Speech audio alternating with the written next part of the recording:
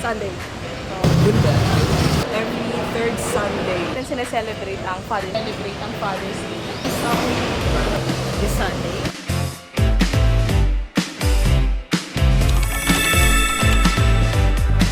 Date, this year, kailan? June 16, Sunday. Okay. Every third Sunday of June. Celebrate ang Father's Day. Ano po? July 14. Sineselebrate ang Father's Day. That is next week. What is that? What date is that? I don't know. Yun ba?